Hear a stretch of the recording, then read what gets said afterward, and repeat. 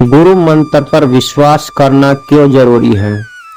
कई कई लोग सोचते हैं कि हमें गुरु ने मंत्र तो दिया है, परंतु हमारे गुरु तो इतने समर्थ नहीं हैं, इतने शक्तिशाली नहीं हैं, तो हमें यह मंत्र भला कैसे ईश्वर की प्राप्ति करा सकता है। तो आइए जानते हैं एक कहानी के माध्यम से। एक भगवान का परम भक्त था। वह कथाएं सुनता और उनका गान करता और उनका वर्णन भी करता, परंतु उसने अपने जीवन में गुरु को नहीं बनाया। एक बार कथा सुनते सुनते एक कथा में आया कि बिना गुरु के सब भजन व्यर्थ हो जाते हैं, क्योंकि गुरु ही होता है जो ईश्वर से हमें मिला सकता है, क्योंकि गुरु ही है जो हमें हमारे मन के सभी मैलों को छुड़ाकर और हमें ईश्वर की गोदी में समर्पित कर देता है।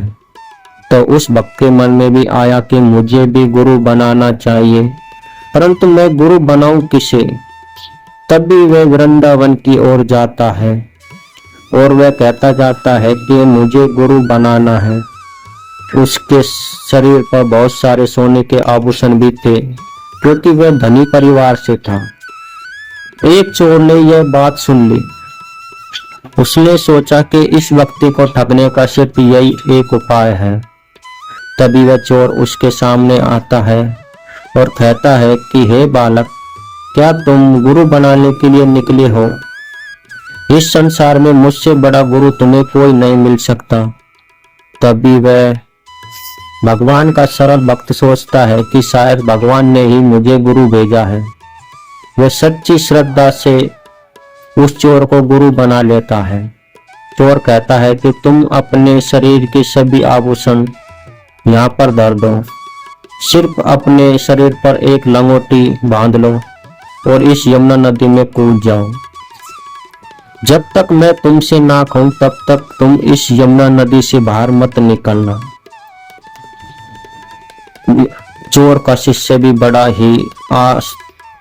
बड़ा ही विश्वासी था।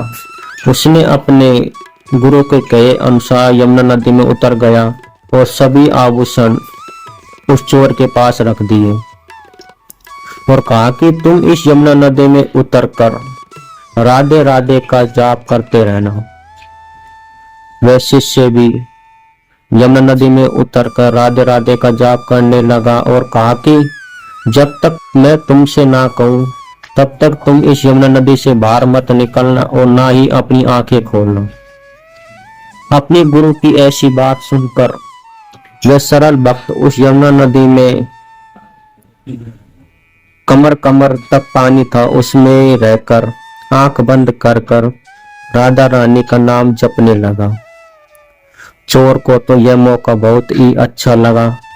उसने समस्त आभूषण लेकर वहां से भाग गया और कहा कि आज तो मेरी मौज हो गई, क्योंकि आज मुझे बिना परिश्रम के ही इतना सारा धन मिल गया। जैसे ही कुछ समय बीता, सुबह से शाम हो गई, रात हो गई, तभी वहां पर देवर्षि नारद आते हैं और कहते हैं कि तुम इस यमुना नदी में सुबह से शाम तक राधा रानी का जाप कर रहे हो। क्या तुम्हें पता है कि जिसने तुम्हें मंत्र दिया है वह एक चोर है? वह शिष्य भी आंख बंद कर कहता है कि मुझे अपने गुरु की कोई बुराई नहीं सुननी है, क्योंकि मुझे अपने गुरु ने कहा कि जब तक मैं तुमसे ना कहूं तब तक तुम इस नदी से बाहर मत निकलना। यदि आप देवर्षि नारद है, यदि स्वयं नारायण आकर भी मुझसे कहें कि इस नदी से बाहर आ जाओ, मैं तुम्हें दर्शन देने के लिए आया हूँ, तब भी मैं इस नदी से बाहर नहीं निकलूंगा। शिष्य की यह बात सुनकर नारद जी गोलोक गए और श्री कृष्ण से कहने लगी कि हे भगवान, आपके वृंदावन में यमुना नदी में एक ऐसा भक्त आया है जिसको एक चोर ने ठग लिया है। तभी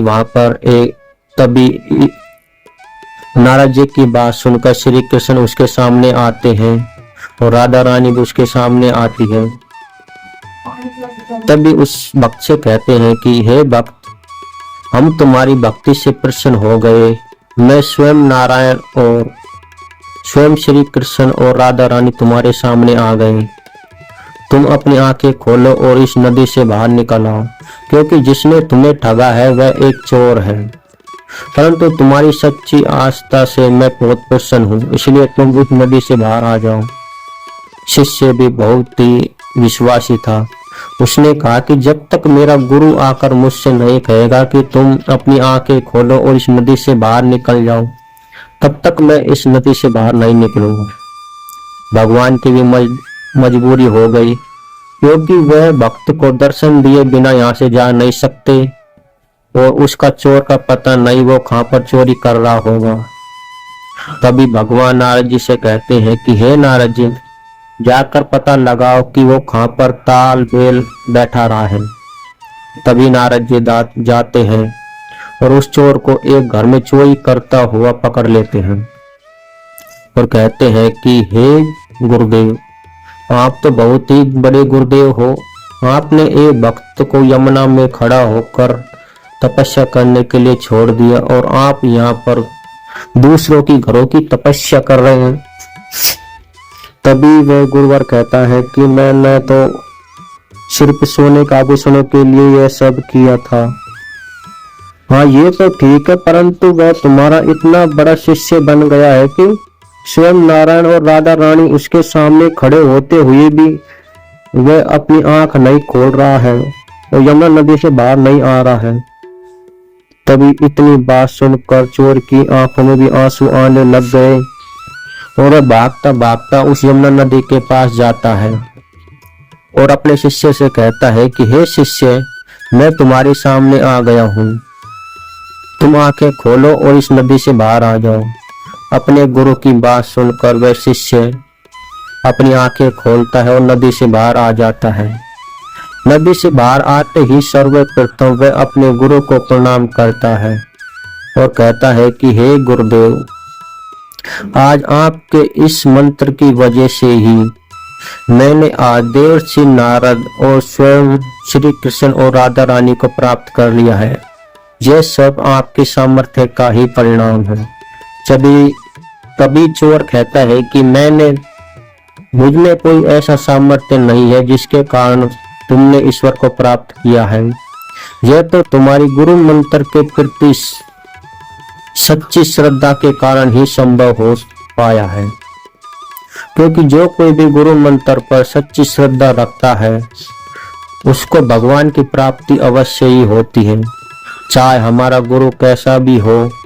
परंतु जब हमें गुरु मंत्र दे दिया है तो हमें उस पर पूरा विश्वास होना ही चाहिए, क्योंकि हमें यह नहीं देखना चाहिए कि हमारे गुरु क्या करते हैं क्या नहीं करते हैं, परंतु जो हमें मंत्र दिया है उस पर हमें हमारा विश्वास होना चाहिए।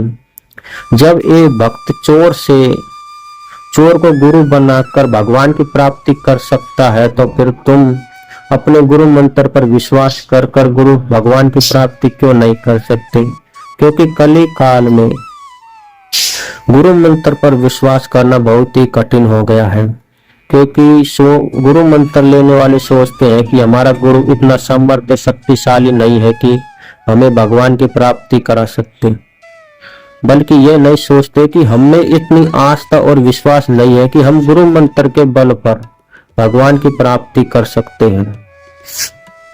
आज यह कहानी हमें यह सीख देती है कि हमें अपने गुरु मंत्र पर इस चोर और भक्त की भांति ही विश्वास होना चाहिए, क्योंकि जो कोई भी गुरु मंत्र पर विश्वास करता है उसको ईश्वर की प्राप्ति अवश्य होती है। परंतु जो कोई गुरु मंत्र पर विश्वास नहीं करता है वे चाहे संसार की समस्त सिद्धियां प्राप्त कर ले, समस्त सुखों का भोग कर ले, समस्त अष्ट सिद्धियां और शक्ति प्राप्त कर ले, परंतु वह ईश्वर की प्राप्ति नहीं कर सकता, क्योंकि बिना गुरु मंत्र की श्रद्धा के कोई भी कर्म फल हमें भगवान से नहीं जोड़ सकता। इसलिए अपने गुरु से ज्यादा अपने गुरु मंत्र पर विश्वास रखो, क्योंकि भगवान से बड़ा तो भगवान का नाम होता है और गुरु से बड़ा गुरु मंत्र होता है। इसलिए अपने गुरु मंत्र पर विश्वास करो और उसे मन क्रम वचन से निरंतर जपते रहो और आप देखेंगे यदि आप विश्वास से गुरु मंत्र का जाप करेंगे तो आपके जीवन में ऐसे परिवर्तन होने लगेंगे कि आप उनकी कल्पना भी नहीं कर सकते। इसलिए यदि आप इस वीडियो से सहमत हैं, वीडियो को लाइक अवश्य करें और वीडियो के कमेंट में भी अपनी राय अवश्य लिखें।